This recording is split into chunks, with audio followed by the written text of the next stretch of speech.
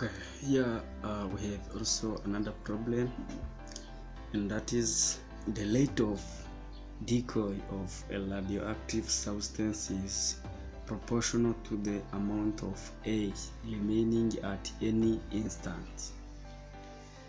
Then if A equals to original amount A, initial A, the original amount at the time t, which is equal to 0 seconds,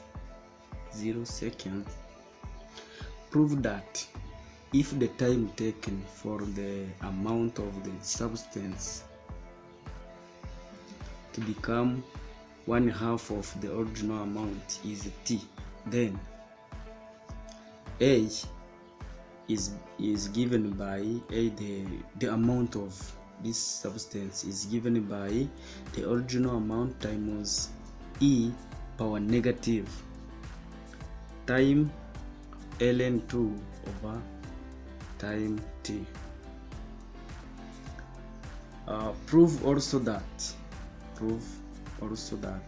the time taken for the amount remaining to be reduced to 1/20 times the original amount is 4.32 time t. Okay, so let's see how this problem can be solved. As we know, we have to know little about radioactive substance. What is radioactive substance? Radioactive substance, it is any substance which have the property of emission of radiation. Okay, so that is what called the radioactive substance. Also, there is another thing which is called radioactivity. Radioactivity is a nuclear phenomenon. It is the process by which an unstable atomic nucleus changes into another more stable atomic nucleus by emitting energy in a form of radiation. So some particles such as alpha particle, beta particle, gamma particle, neutrons are emitted during this process. Okay, so let we discuss about this problem. So according to the law of radioactive, the law of rate of radioactive decoy, the law stated that the rate of change of the radioactive substance is proportional to the original amount. So if the amount is A, so it means that dA over dt, yes, is proportional to original amount A. So this means that dA dt equals to Q times A0. A0, it is the original amount, and the K is any arbitrary constant. Okay, A0, it is the original amount of substance, of radioactive substance. So as you can see here, dA dt equals to K A0, right? So by rearranging, we will get dA over A0, which is equal to Q dt, right? By making rearrangement. So by taking integration on both sides, we will have integral of dA d0 A0 times equal, which is equal to q times dt integral of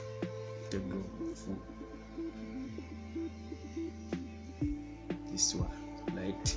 So here we will remain with the ln h, yes, ln h, but here we have a0 here, right? So here we will remain with the a0, it is a definite integral, which is equal to, here we have also time t, and here we have 0 at time ingana na 0, cyangwa se kuri time ingana na 0 nk'uko turi kugenda tubibona. Ubona kuvuga ngo tuzahita hano tugira q key dukubyeho time kuri iyi interval ya 0 kugera kuri t. Hano ni kuva kuri interval ya original amount kugera kuri a. Okay, so hano rero biraza kuduha iki, nidusimbuzamo turaza kubona ln h minus ln a0, which is equal to q times t minus 0, and this will become ln h over a0, which is equal to q times t, right? So by taking but here we forgot something, because it is the rate of change and the substance is being decreased. Here we will have a negative value, I think. Yes. Okay, sorry, let's continue to make our calculation. So I think this is not necessarily here, but we will see how it goes to be as we continue to make calculation. So turaza kubona iki rero, nitwintroduce e on both sides, turaza kuba dufite e power turaza kuba dufite, yes, turaza kuba dufite e power h over a0 bingana na e power q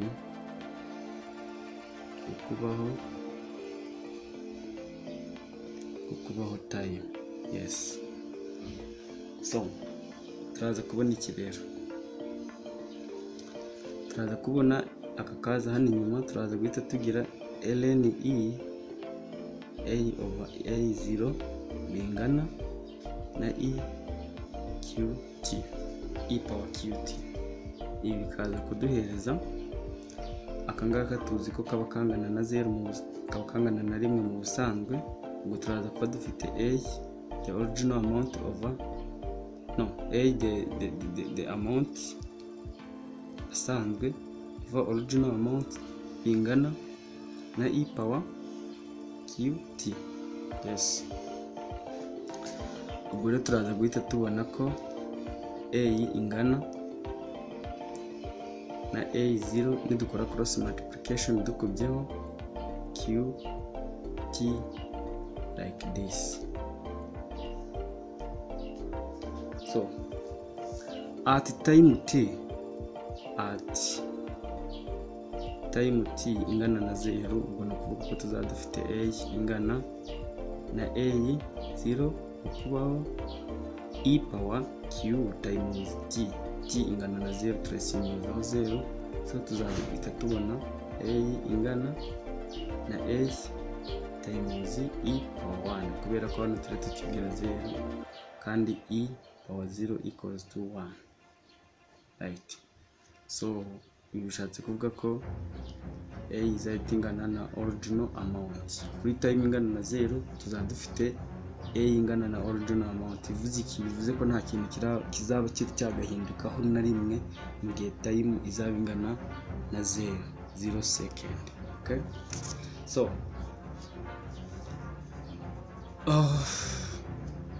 none batubwiye ngo at time t,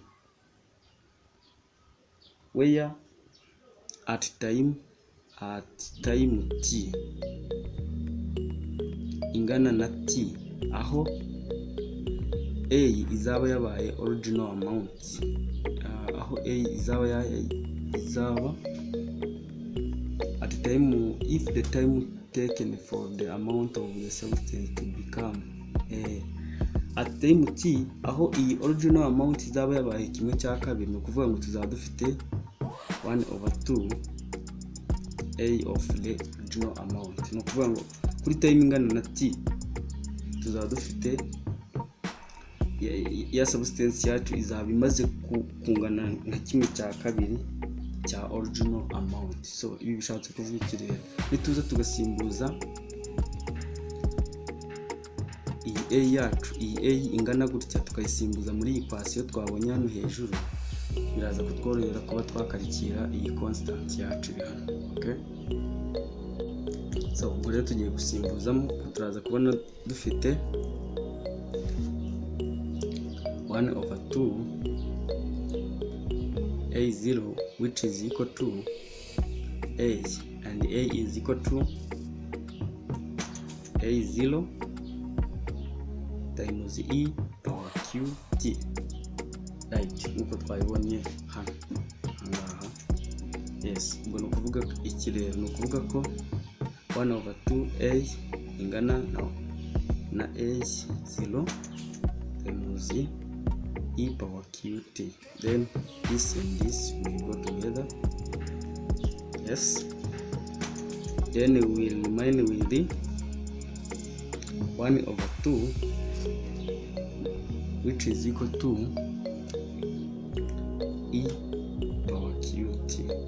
So by introducing ln on both sides, tugiye introducingamo ln on both sides, ubwo tuzaba dufite equation yacu izahita iba ln ya 1/2 ingana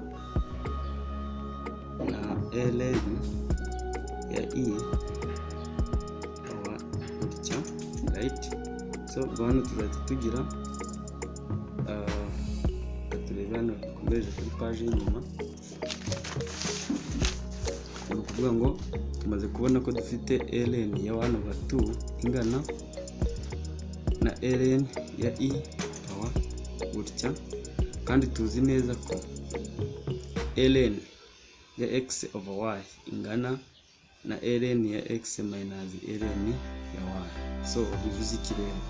ln ya kimwe cya kabiri bizaba ingana na ln ya 1 minus ln ya kabiri, kandi ln ya 1 ingana na 0. Ubwo ni ukuvuga iki rero? Ni ukuvuga tuzaba dufite negative ln 2 like this. So ubwo ni ukuvuga ko rero tuzaba dufite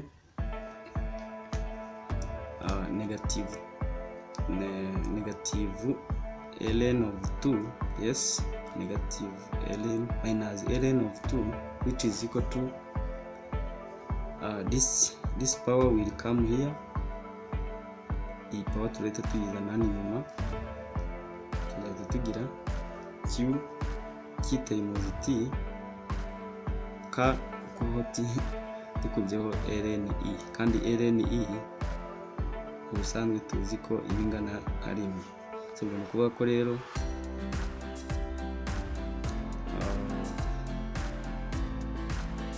minus ln 2 ingana na t, ariko wibuke iyi t turi gukoresha hano twabonye ko ari t izaba ingana na t nini. Kuri t nini niho twabonye ko original amount izaba imaze kuba a half. Okay, so ubwo ni ukuvuga ngo iyi t tugiye kuyisimbuzaho iyi t nini, ngo turaza ko dufite negative ln ya 2 bingana na t. So hano turaza kubikoraho gato, ariko turahita tubibona ni ukuvuga ngo turaza kuba dufite turaza kuba dufite q times t. So ubwo turi gushaka constant q. Ubwo constant q izaba ingana gute? Constant q izaba ingana na ln of 2 tugabanije t, right? So rero twari twabonye hari ahijya ko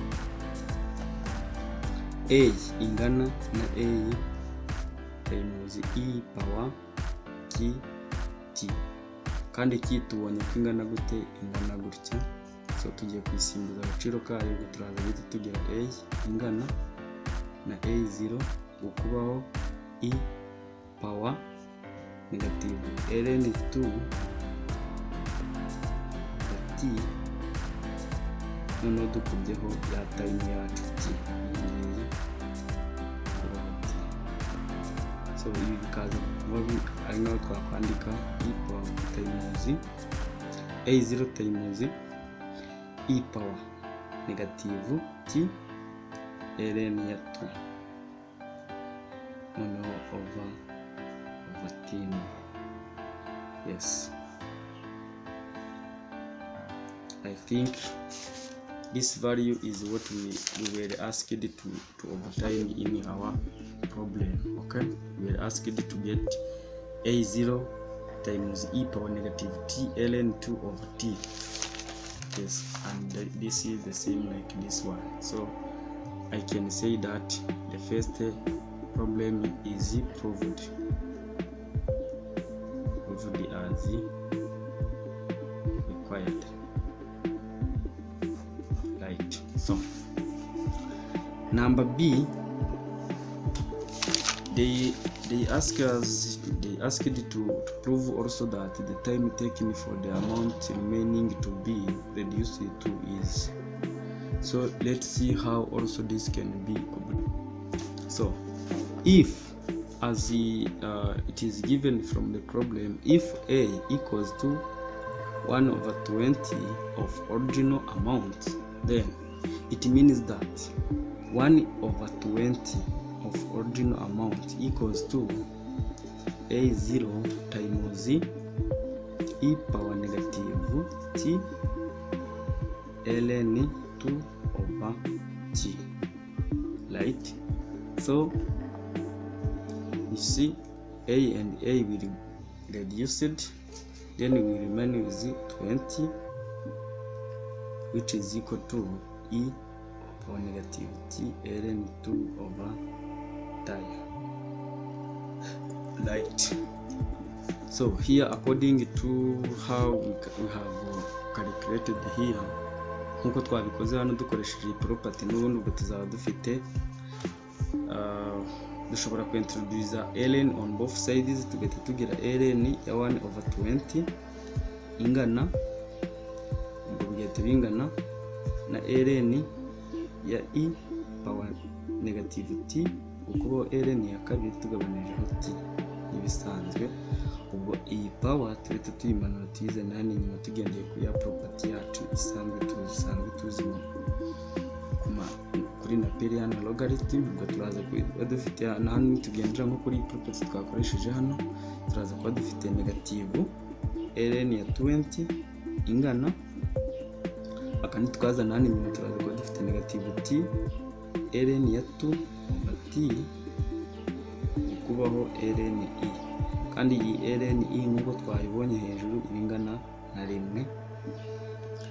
Then ubwo bishatse kuvuga iki rero? Bishatse kuvuga ko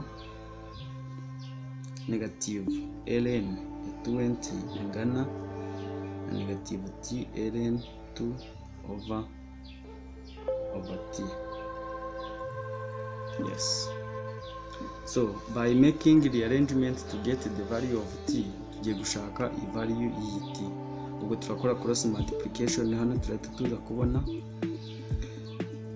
kadukomereze hano, turahita tuza kubona ari negative t ukubaho ln ya 20 ingana na negative t ln ya kabiri. Ubwo tukaza guhita tubona t rero ingana na negative t ln ya 20 tugabanije ln ya kabiri. Nitugabanye ln on both sides tuhita tubona ln ya kabiri, ln ya kabiri. So ibi bikaza kuba bingana, nitugabanya neza turaza kubona dufata ln of 20 over ln of 2. This will give us t which is equal to 4.32